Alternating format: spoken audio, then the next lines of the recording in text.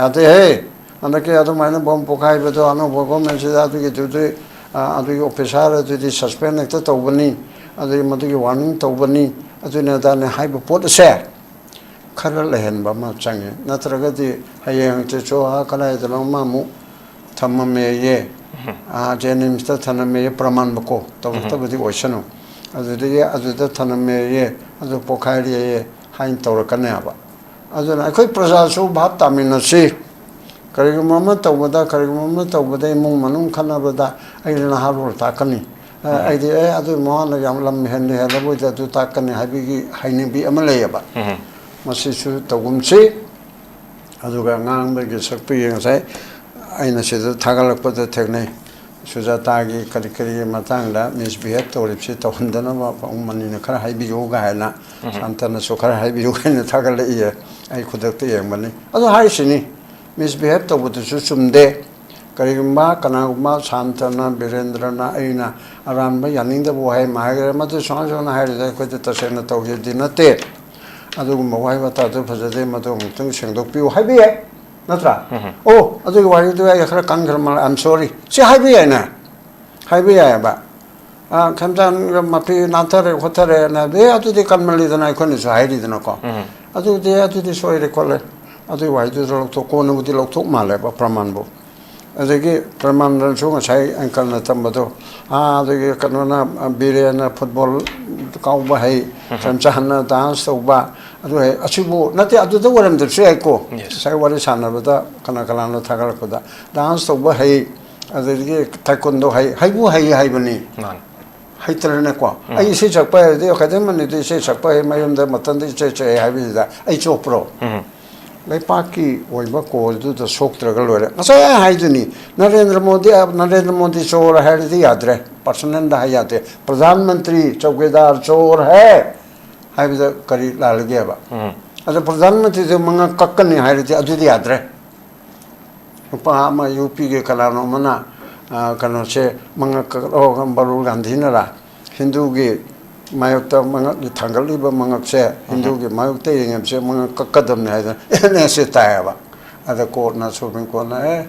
adu mai wa hidu hanjara che ene se makta ti tan to godu dinate ne ka ya adu haire adna mi yama chimin sa du hakadam ni adu to godam na highway ya na adu haigedro adu highway de chumde adna manipur ge so berenge da mamangda haroki go muna 하게되나 많이 돌아오는 파자라가 지금 저저 학교답니까 하리다 파내이다나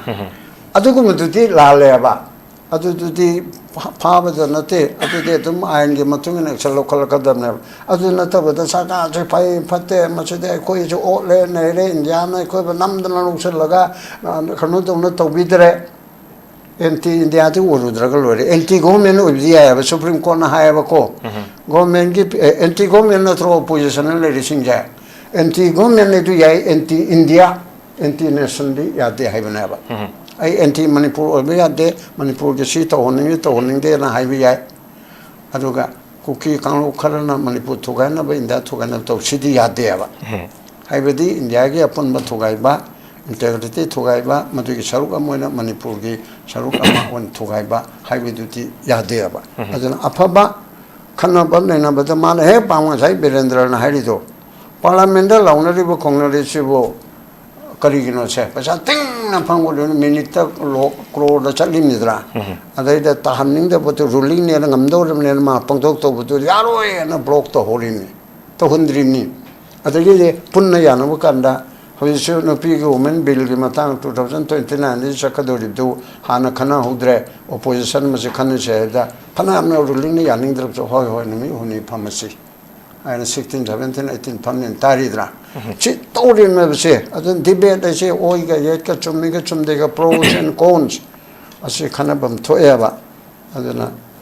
ngarang se khoi gi Manipur gi chief minister na jiri da khoi MLA tere ka khongsang gi ba numit haiba tare masida khoi gi tongan ba khoi lenga ki shu khana na ba gi damakta tongan ba khoi gi state ki oiba masak maming na ra kya pudon chakhraba matam khoi gi mahil koi chakhraba matungda koi hojik oiba Manipur University gin nakanda tongana koi gi asigumba thoning daba thodok haiba tare thoning daba thodok haibadi koi gi balance ꯑꯩꯈꯣꯏꯒꯤ incidents ꯑꯩꯈꯣꯏ ꯃꯅꯤꯄꯨꯔ ꯌꯨꯅꯤꯚꯔꯁꯤꯇꯤꯗ ꯀꯃꯥꯏꯅ ꯊꯣꯛꯈꯤꯕ ꯑꯣꯏꯒꯗꯧꯔꯤꯕꯅꯣ ꯑꯃꯗꯤ ꯑꯩꯈꯣꯏ ꯊꯧꯗꯣꯛ ꯑꯁꯤꯅ ꯑꯩꯈꯣꯏ ꯌꯨꯅꯤꯚꯔꯁꯤꯇꯤ ꯑꯩꯈꯣꯏꯒꯤ ꯀꯦꯝꯄꯁ ꯃꯅꯨꯡ ꯑꯁꯤꯗ ꯑꯩꯈꯣꯏ ꯀꯔꯝꯕ ꯁ꯭ꯄꯦꯁꯤꯐꯤꯛ ꯑꯣꯏꯕ ꯁꯦꯀ꯭ꯌꯨꯔꯤꯇꯤ ꯒꯦꯞ ꯂꯩꯕꯒꯤ ꯃꯃꯤ ꯑꯃ ꯑꯣꯏꯕꯒꯤ ꯑꯣꯏꯒꯗꯧꯔꯤꯕꯅꯣ ꯍꯥꯏꯕꯗꯤ MU ꯃꯅꯤꯄꯨꯔ ꯌꯨꯅꯤꯚꯔꯁꯤꯇꯤ ꯍꯥꯏꯕꯁꯤ ꯑꯩꯈꯣꯏ ꯃꯤ ꯋꯥꯠꯄ ꯅꯠꯇꯦ ꯑꯩꯈꯣꯏ morning bo oiro evening bo oiro mahiroi sing na magi class matam loirakpa library tholakpa matam ngahak rest lowo matam adugi matik mi chinba mafam amada sumana thon giba mayamna pamdaba khoi thodok haiba tari oja masi tholakpa je oja han mokta da notice dialogue ki kaman ying bining oja yamna mong ta da ba phoni da mioi ba khunai na leibada namna chawkholokpa matam jida hojikti Mamang ida ningthau palamba adudagi democracy lakpa adudagi socialist society oina bo honarakpa adudagi global gi bawba ma to na torakpa matam sida ain leitaba sason leitaba mong dauna marak marakta bomb blast toba nongmai kapchili haiba ha hong chawgi yumda adugi aduda de kapchilame bomb thanamme nongmai maru pirame adudagi pesa pidre du tawgani natraga adu tawdre adu tawgani maram amma natraga amma piraga natraga sungpi pidana maram chama taw baibam de litre ko Manipur University da ngarang ga numidang pung tare makhairom taram tabagi adai da tare handoi hanjin asida residential quarter ni Manipur University ki professor oja oiba mai manga gumbo haitare mai thangna lebani aduda hek mapa de mukti logi head of department oiba khoi oja jumna premananda gi haba tare premananda gi mapa de oiba maunda toram dam su yai ko toram su adu de ko na haiba ngamdre in front of magi gate ta haiba tare ko gate ki mamang du di magi de oire aduna mai de oiba duna pulap ta oina tobigi wara natraga the whole university da tawri bigi wara du kari gi no ba tawri do machi Panayamna Aranba Matobuna Moiduna Tawi Todi Watuna Tabako. University Yaninda Valerabisu, Professor Amada Yaninda Valerabisu, Kang Amada, Department Amada Yaninda Valerabisu, bomb blast of Bibisi, Neom Nateva. Matudi Yamna Pangdaba, Yamna Hantava Takta, Leba Kununda, Do Kunung the Bawosity Sokole. South Africa Gumada, Tawadaba. Azung bapot neba azuna kanano huiba asi tawba hunate aramba asoiba tawre adugi tu chumthok nagadabani lo da challenge tawgadabani adida wali sanagadabani hainagadabani debate tawgadabani khannagadabani nenagadabani hojiki wal side bomb blast ki wal oidreba bomb blast tawba mi lamda landa bukutaba hoje Donald Trump Amaram da hari dia iku wakanda da anga ubatarib se Iran itu pekrabalam ni Israel itu ka kanoga US ka pullaga landa chili asu ka chungam dia dana adu degi di mogi pilot phare adiga mahale adiga mati rescue tawri amwana honari aba honari be Vietnam pekraba Vietnam do America no chai ka momang da chauna landa gi bunatro machi ba pi bungam te hojik chu Iran gi mission gi amagi mana tabda Iran da US na Israel da tongcheleraga tawripsi ngamai haibi ga thadi adugumba khullai na bomb blast tawraga atom na karina tawbisi yade haibisi tawdana ma ke ngak ngammingai gi bidi he tongmadagi hegemony oibadagi ti tawjarabasu world opinion lakpa kanda UN ga kari yorakanda adusu namat Nana Panam Torabauda, Magi Kanguna, Magi Congressman, Parliament, Lady Mayamdo, Aduna, Yaraktaba, Yanindaba, Ulakpa Kolakpada, Hositi, Kara Hantabiki, Mong the Ulidanako. Mahona Matere, my pie Kola Habiki, Eradunataba. Aduna Hositi, Bomb to Nomegi, Matamnate, what is Sanarega, convinced Oraga, Lepak Amagalepa, Amagada Topa. Todo Watogado, what is Hanaraga, debate, dialogue, Aduga, talk, and a heritage. Lepak Sasonta with that debate na, what is Hanaraga Tawi.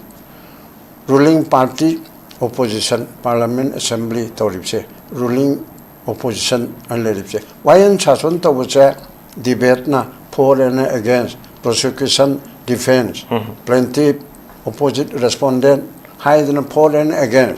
kathen ka ba debate na kaya pi nga sa chupe yamalim nang jinga chi patta bangani aphabani maram pinaraga adu sida loro nakalani nainaraga laigi matam ne na haibada su adu ma layam ga hingchabu mayam ga samudra nai khairaga amrita pangya haidna thokpa thokta bi wana tabako nairam yetna ba naina ba khanna ba haibasi adugi matam ne ba hujikse adada adu mamta he tumle ne ta tawdo adugi amu mi amasumuk thorakane ba aduna ani ba point di university se mai kol manipur gi manungda da natana North East ki da su haibi yamna marui ba khadigi sauraba sing North East ki manungda haraga su khadigi sauraba sing ge manungda ama oiri bana ba adu manipur gi biggest institution of the students community oiba pot na mana asida mathong mong khangdana lo leitaba leipak ta pangthok to budona Rhodesia da South Africa da moi adu babu tawdre hojikti aduna sigmaina tawbase masai karna hari zabaina hojik se kari thoi manipur sa akoi phibum je kari oirige ba sige maril na akoi india da march tawbadegi yaning de na tawbadegi akoi menai nai thangi type da second class third class da leire since 15th October 1949 adudigi hantaba thakta manabale pa ni tinjinal se na haraga hantaba thakta tawdana chief commissioner province oire digi territorial council lere territorial assembly lere konangla chai kulum do leraga only in the year 1972 January 21st state oire and train punch of state matam to state tratter lermado train punch of se koina oire as per constitution aduna akoi chaukat kada ba state amu ibigi akoi maning tambalai pak oiramba akoi na amu india gi manu yauraga manana beva to godra ga hanthaba thakta tor parsi bauge level da torga leiruraga chai kulungi matung da state orapada akoi bu opi bu nei be adu da sunatana am possess special powers amu ba ain atai te chalai da ba awang pokta mo particularly manipur da Bharat ke tai mapam da tawda ba 1959 ki act se oi Jammu Kashmir da tawduna 1990 ni ampo special power act 1990 adu so manipur da gi matok tamaga lawri adu sida chalai ri ba adu gi awa ba chai the mayam si matok ta hogi ba chai ahum 2023 gi me ahum da gi sason leita ba adu ga lo leita ba leira so matu ngak pa ngam da ba adugi pot amo ena sum chatarakna ani sakado sonmali entore kole laure adu to kare masana president will tore president no pagadra no patho na kanti tho na togadra with an iron hand amagalwana na togadra haidana president will do February 25 ki tore adi tara mo to president will si samputare ko na kalam do oidre aidana phagera pharoira phatarab so BJP gi chainao maru mapan achina tawrasano mapan gi Ram Prasad ko bomna ai mung manung chalai babuti ai gi phachadra bai cha warab se so warab so BJP warab so ai no waratana sason tok jabutu di phai haidana mo haidigi sason leire ta mani parapuda ngai narang diri chale khole diri chatpado phatabana ambo ide aphabana oi karim pot khara tawrokpa pot ado chamin san chatpubo kana thengane kana to haibu di chumba ado so amta chalaktre na chai kunga tareni panje ado chai hom jigi manungda mamangi chimi susingamdre tawna khalidi haujari dana ko khitang haujaba khitang apaba tawrokpa do so ko thagat cheba ado ka phataba mong ta da tawrokpa do chai cheba ko ado ne ko na khalibdi sarkar bu warabdi hekda ba ko makokti ge loibok chaini haibadu aidi nateba aran babu torabdi sarkar oyera lai oyera ekoi haibam tokpodo freedom of speech ka hindana ko reasonable restriction yaw natana adu soktana ekoi togodam ne adu sigi maraga sida sai point do laga university gumba satragi achau institution mandir gumba amada masak khangdaba na haro Singna natraga hallola kanano khangdre asina hand grenade malia na haine mana lang ba ora ma le ba ko bom di thamma ga pokai ba ni da bom thuk lang ba ya ba le aduna adugumba tawli ba pot ase siam chumde adu masi Singjamai police station gi hardly 1-2 kilometer harmoi around yam nakre natun sumangni Impal West district makadani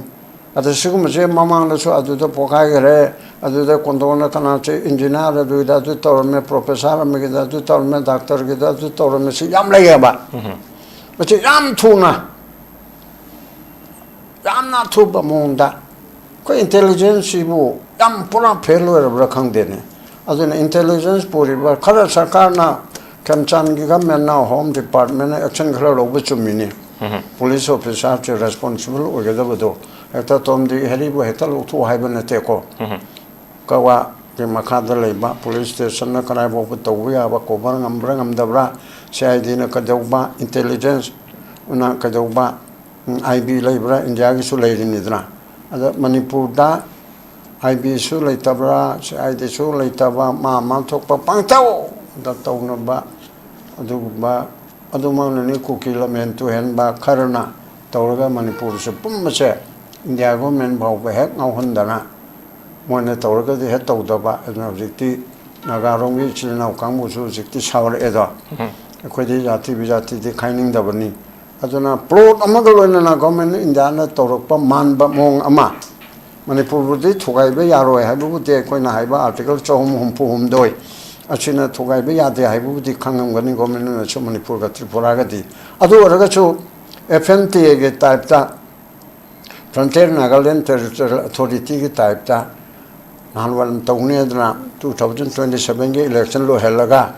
29 ge parliament du nang na ba tawbi mo nga ma nimphun Indian Express ya win taw gi do hai da nai khoi polepam mong mata ta da na chapam thakam khakta ba politician chingi mong ta da ba khota ba bho chula ka do re ma thopa pangtau da tawna ba marak asida bom lang sin bi adigi paisa khai bi adigi kholakta mi lanai mi ke sok pada yauksin bi adigi de naharul ta ore na hai bi naharul na su dum ko chuma chau chau ba mong ta organization ching de mong manung khana ba la kai ge khana ba lo in kong ke yaw ru ya na hai ai khang gra ba ko chau chau ba underground ning tam ta le ba chau kang bu di adu na ta ba sing marak ta adigi sa ba su yaw rong de ni do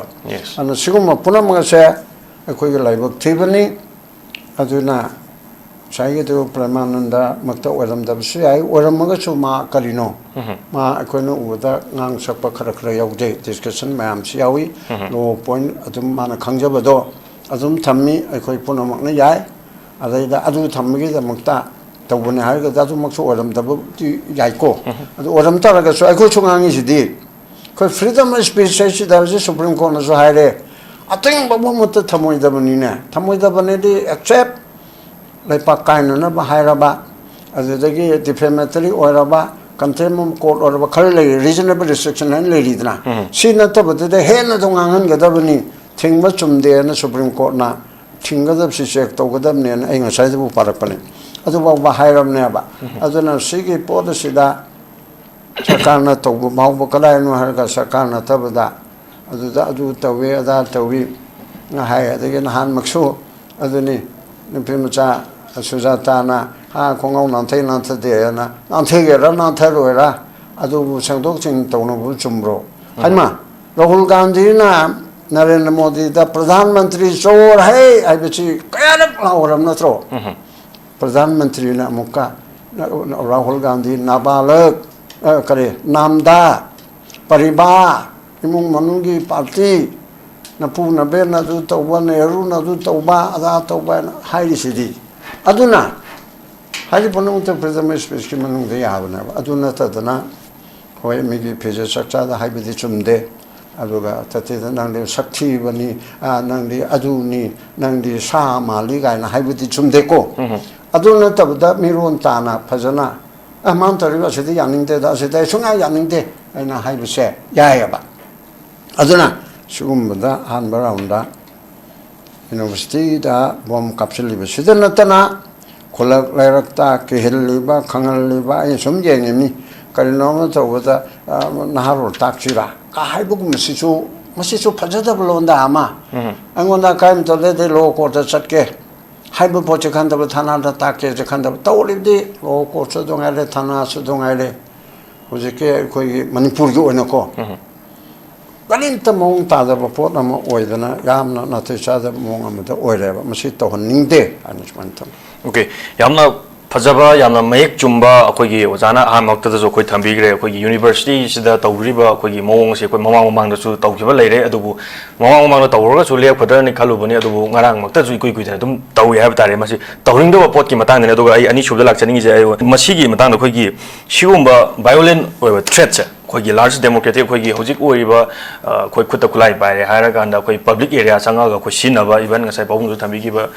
खरा नुंगाइना दब लेर कान मोइ हेक ताक्सिरा काना सुंबा हाइनबा मसि कोइ public area दरि मसुंबा जे कोइगी सिन दब न दि फबरा हाइना सु बाउन सु थंबिरि अदु मसिगी सुम बायलेंस सुम थोलक तारगा दि कोइ तोंगान तोंगान बा कोइ मखा ताबा यूथ सिंग हरको मतम फ्रीडम टू स्पीच से तौनिंग मतम कोइ पब्लिक फिगर ओइना कोइ थोला कांदा कोइ सिमा तौजि हाइगना कोइ हाइनिंग मुंग हाइबा मतम द सुमाय सुम थ्रेट से लाकपा तारगा दि मसि कोइ मणिपुर से मसि चाखोलकपगी फिबम मोइगदौरिब्रा नत्रगा सुम मुथरकपि फिबम मोइगदौरिब्रा एकता कोइगी नुंगाने दब खा लेरगा मोइ ताक्सिरा and heck high book musim bong musi arobun kari mo thamini nge pabung nge masimata chakopadi oira roine asi pimum je thing da baya da bani mong amana traga ama chumna ge tawbi ga no mathong da na hai ba se ai di pam de tawhon loi da bani masi ge da makta stern action with an iron hand to go da bani police na masi lo ko pangam ga dra ngamoidra ko je investigation je khala sole gamen chonba adigi ponomak achi chonba yamna chai manga tara gi manung asida ko yam chonba khunai ma yam chonba sasonami gi makada sum machi gi train namada sum chatkhi ga dore ba until and unless aikona check to hogderbadi gona matik chaba afaba mong taba representative khaludragadi aikoje hamu da sum chatka dore ba porche khoji soire je mi bong khode mona haigeni ni piangang gyan ta da bunu so haigeni kodong chabal lo pam si su yam le ba sarkar ma soire badi tamil nadu da DMK na asoi bo ma tore ha de toy ta chindo DMK ke ta mama ni pa da soire toy ta chindo maroina south ki bo ko कोई जैसे दे हम मचे फत्रे ना है वैसे तरह ना तुम पहली अधिक अच्छे लोरे मन पुरुष कायरे तोरे अन तो से ताम मन छोरा ओम छोदे परमाम निको रांटी के तोम दी गेरी अदुके न तबा असिदा फत्रे दी पुलप छिंदोक से ना है वैसे तो फत्त बदुके छि बड़ा मम थोरे एबा पिरान चंगतना दुरे यावरे खोले ना दिगी लंगान पी तोरे दनको तंजा सिदा asiगुम कांगलो बसिगी पार्टी से मसिमी अमा बावल रे दबनि मोले कोदि मचिंग यामना लेगरेबा अखोय अंगक पखुनाय म ओइरे अदुना कमाना संगलो कदम रसे अरुब पोट अमने अदु हजिके सिगुम मचि तौबा यादना बा मरि लेनब सिक्युरिटी एजेंसी सिंसी मथक एक्शन खरा लोगम चंगी गमेना अजुदनी केमसाना अमसुमागी लो गेलेरिबा लॉ एंड ऑर्डर की handle तोरिबा सिंगना Chief Secretary na DGP na Home na akan ba stern action ma lobe sangi ata police na to ba kanano karino ai de khongoi da ba investigation ge mong du taroi da ba leraga na inquiry ama ta na hai che Commission of Inquiry Act 1952 ge makha da judicial officer Ram Chawlu taraf Supreme Court के जज न तरफ High Court के retire even District and Session Judge के level retired ओरबमा न तरफ ओलिबा मा दा one man commission ama 1952 की मखा दा Commission Inquiry 1952 की मखा दा सेमगा security के अहो बले खिबरा लहलम दब याबन करिनो हायन ताम of reference अहो मरी मोंग तान पिरगा University authority na karam haina asoi laiba security arrangement da kari tauba government na kari yangchin bidaba thoroughly inquiry tauba na hairi se mami do na pangto mamang ai di lo no ka khangna dring khona da ha rang chong inquiry pangto so kari so taubi de na ba tabu so dum yawi ko compensation pay le khol le hoi prosecution gi police na lokha kada ba du mundi ka lokha ta duna ra e adu akon ba RMC firing gi kar kri tawgin matam du di lokhol le ba ko ke so high court yauraga adu ka ta le ka ta te hai buduna amani adu mama ngai de inquiry to kari bu kan na ga no le mayam si su tum chon tha bani hoi te du yara roi inquiry ma to le matam tha om ne taruk ne de perak ta le di high court ta supreme court ta chalo bu to hai ni hoi su me honge chathariba ase lamba commissioner na hujikna Punjabi justice amana retired judge supreme court ke amana lead toraga tori dana ko ase tha taruk aidana hoi amukti ani rakti me jo pedabit to 10,000 20,000 both side ko ki gi maite gi ha adu ge tawna panina yamne hana khalaga su sei amma do hairo ani do hairo ohum chor ka do re hoji phaude extend toraga leiri masi su government na taction ga dabne ba aduna adugum bagi mong aduna adum oraga university da mamang da chuni ne bom pokai ba no mai capsule mai ba thigalli ne fire ma start tore police nu thijilli tadan ta tauri high gi style ma da chum challe ba karman tawra thigalli do karino kara yora me ka pare kali tawre national human commission gi directive matungina FIR ma lokhola bodi natraga mi mana thadana lokhola bodi thaong ni manu la si tawre na maon da status khanga damni ta toruk churuk pada do khanga damni cha se charaga de charge ki copy ma pi ga damni chin chingba advisory mayama ma state ponoma ke chief secretary chingda DGP ngin thadra adagi aina manipur human commission gi pujaring e dasu mi phami punna si tawadamni thodo wa thok da si tawadabne adna ma mum lekhra anu masih tahu ba, aduna prop tahu ba commission of inquiry amat tauraga kanan no karina no habidu khangdra banina underground na tauri bra underground saban na tauri bra machet na tauri bra mapum na tauri bra lanai no ngai tabedegi tauri bra political ki khud oili bra oi praman muko adegi media da I pau nena bagi tauru bra tauru dabra natraga mawon da nat pra natabra praman bu akang ba mayam do public ta notice issue toraga mi tara kun kontra asida kari oibe kari oidabe ade matung da tawdana ma sarkar na karamba kano ge major action kari lokai kani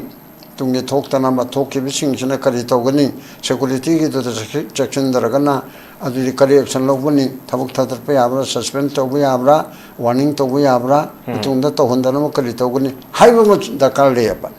arse sumani to thokni thokni hara kari tawni kan police ne case ma kar tawno loire aina panglai le raga di asigu ma chida ko na khare he na haining ko gi sida mayam tana lai shwe tana ma jo ya mi sida ai samuti pamja da ba kire taktana tana ba khona ba azudagi underground na tawur ko underground so pop honu ba yaina underground ga pop honu da aina ya de blai bro ai da siga chi hai rage na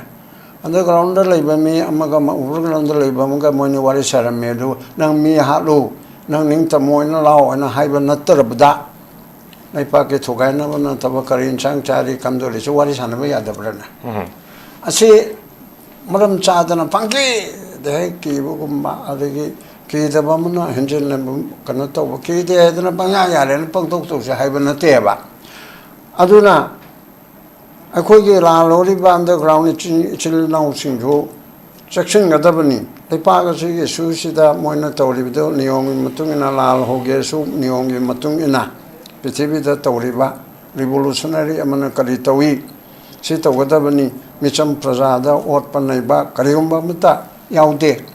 adugo megi mong asida kumna khanaraga mokhoi gi achouba la lo tu manung da saraga moi gi member saraga tawri bra tawdabra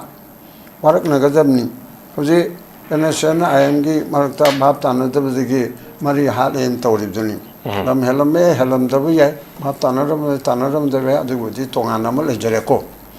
aduna pantau tawbasi di lairibo organization punamakna aina yadabo organization ogera aina yabano ogera niyom chumna mioi bagi humanitarian way da approach punamagase tawhanningi aduna khwadi public zikise muktan dinare judicial inquiry ama sarkarna maroina home department na masi akoi hoji popular government ni na honorable chief minister da concerned citizen singna kana gumana tawraga haiga khona so haibi ai adu tawraga masi prop tawna ba natraga direct thijilaga yagadra CID na pahalaga yagadra karina pahalaga yagani haibese yengaga stern action nama justice purakna ba yes yate he andake adu maina bom pokai bedo anu bogo mense adu ki tutu adu officer adu di suspend ekta tawbani adu madu ki warning tawbani adu na da ne haiba pot se khara lehen ba ma change natraga di hayeng che cho ha kala de ma mu thamame ye Jenimsta Taname Praman Boko, Tavati Oceano, as the Taname, as the Pokari, Hain Torakanaba. As I could present so Batamina see Karigumama Tawada, Karigumama Tawada, Mumanum Kanabada, I didn't have Takani. I did other Mohana Yamlam Henry Halabu to Takani Hainibi Amalayaba. Masisu Tawumsi, Azugangang, the Sapi and say. Aina sida thagalakpada thegne sujatagi karikari matangda misbehave toripsi tawhandana ba umani na khara haibi yoga haina santana so khara haibi yoga na thagala iye ai khudakte yengmani adu haisini misbehave tawbutu sumde karigma kanagma santana birendrana aina aranba yaninda bo hai maagara matu sona haida ko tasena tawje dinate adu mawai bata tu phajade matu mutang sengdok piu haibi Natra. Oh, I think why you do I I'm sorry. See, Hibiana. Hibiaba. Comes down Mapi Natare, Hotare, and they are to the Kamali than I couldn't hide it in a car. I do they are to the soil recall it. Otherwise, you don't talk on with the Lotok Maleba, Pramanbo. As they give Praman and so much high and Kalnatambato. The Kanona, Biriana, football,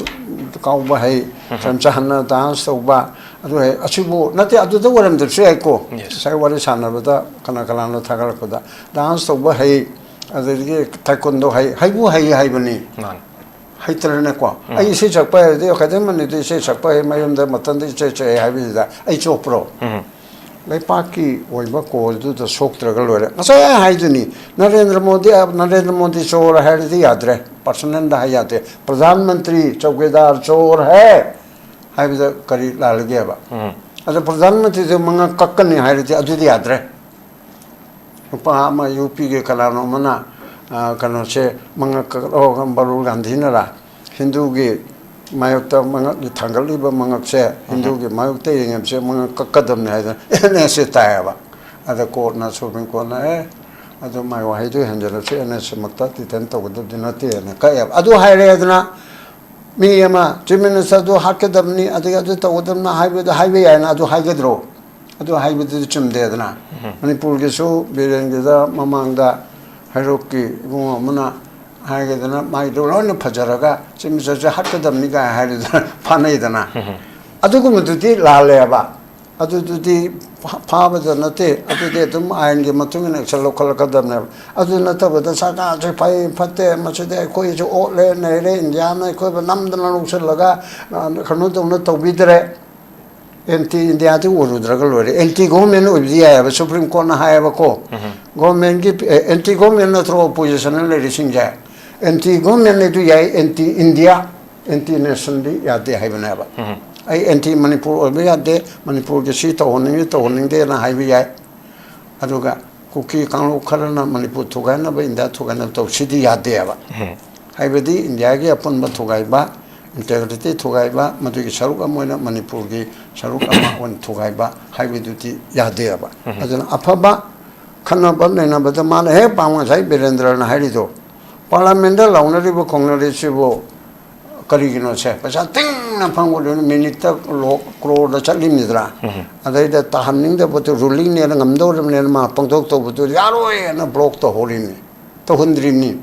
At the lady Punayana Wakanda, who is soon a pig woman, Bill Matang 2029, this Sakadori do Hana Kana Hudre, opposition Masakana said that Panama ruling the Yaning of Hoy enemy who need pharmacy. 아니 16, 17, 18 턴인 다리더라. 지 떠오르면서 어떤 디베이트에 오이가 예가 좀 이게 좀 내가 pros and cons 아시 하나범 토해봐. 아드나 바타바 떠오리바 지금 무슨 떠오는데 잠깐은 저 떠온다는 거 하나씩. 다가 저희 봉 모두가 아이